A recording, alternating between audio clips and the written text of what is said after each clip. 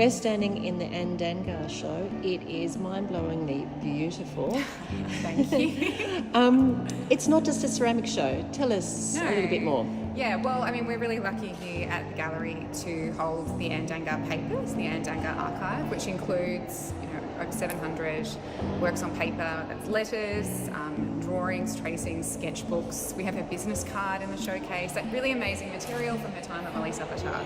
So I've really tried to embed all of that material throughout the whole exhibition, almost like a skeleton underpinning everything. And the ceramics obviously are, the major part of her practice, but they are complemented by all of that material. So we also have paintings from her early career, tiled tables, furniture that she partially produced, a textile work that was produced at Molly Sabatar with the students that she taught. There's a whole range of material. It's a very mixed media show, which actually I kind of love curating. Molly Sabatar was an artist colony, artist community in the 1920s and 30s that was established by the Cubist artist Albert Gleaves, and the rationale was to create a space for artists and artisans to work, but free of the commercial trappings of the city. It was quite a difficult lifestyle. It was very self-sufficient. They had to grow their own food and, make sort of shared communal income through their art and craft work. And Anne's workshop and her wheel, which is, a traditional foot-powered wheel, as well as her kiln is still there. And so many artists come and are really inspired by the presence of that. They're inspired by her presence in the town. She's very much alive in the town. The street just outside is named after her. It's a really magical place, and kind of very much still imbibed with the spirit that existed in the 1920s and 30s. I think this exhibition really demonstrates the crucial role that university art museums can play, highlighting and helping to platform the achievements of prominent alumni. Yuriyal Bridgeman is a graduate of the Queensland College of Art and Design and really finished his photography degree literally here on this same campus. Some of these works were actually made in the studios here.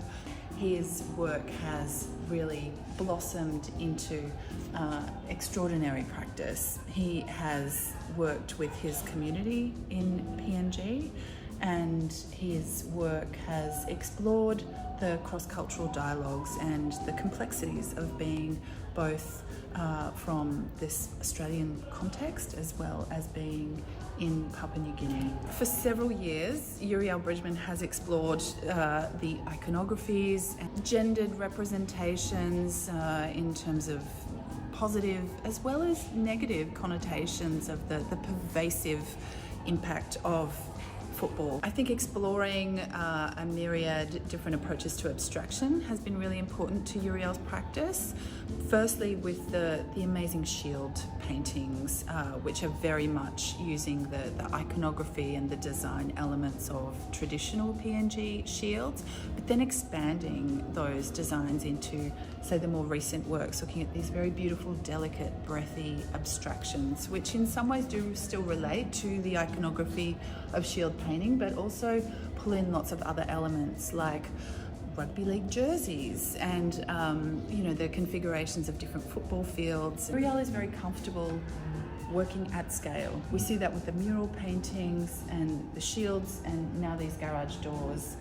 That kind of dialogue and approach to abstraction from a very different cultural context is a really fascinating aspect of the work.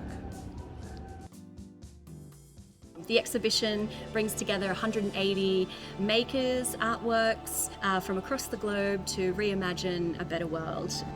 Behind me is the work of Oshin Siva. Oshin Siva is a queer Tamil artist from India. The work is a really great example of artists that we're showcasing in the exhibition who have written themselves into the story.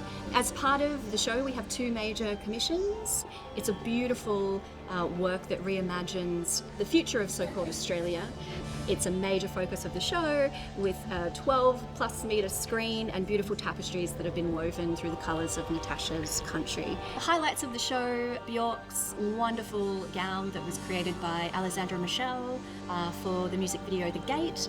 We also have Oleki and Jayafis's wonderful Anaconauts. They're an incredible large-scale photo collage reimagining a dystopian Lagos in Nigeria. Lake's work really takes the idea of dystopia and turns it on its head. We really focus on the maker and their process and their craft in storytelling, and we really ask audiences to think about better and possible futures. This is a decade project. It's called the Choreography of Cutting, and I've been working with looking at the intersections between art and dance in the 20th century. And for me, the Ballet Russe was always a really important part of that. The Ballet Russe, as the National Gallery of Australia have, is the most incredible collection, and I was always, even as a young artist, very interested in it. What was most interesting to me was that I felt like I wanted to, when I would see the costumes, because they are the artifacts of the performance of Ballet Russe that we have music, but we also have those. I wanted to somehow see them for the 21st century, like reimagine them in a way and see them move. So with this decade-long project, I have worked with Indonesia for some time, and had Eko Nugroho's studio make some cutouts that I had made as digital cutouts of parts of the Ballet Russe. So I cut up literally the costumes of the Ballet Russe into digital collages and had them made into embroideries, which you can see behind me here, assembled here on the curtain. And those then become the performers of the work. But they also, when I saw them, they had to be performed. So I've also used the curtains as backdrops for artists dancers to perform in front of, opera singers to sing, and a whole decade of work with performance. But these were all the elements that I wanted to use to help make that story, if you like.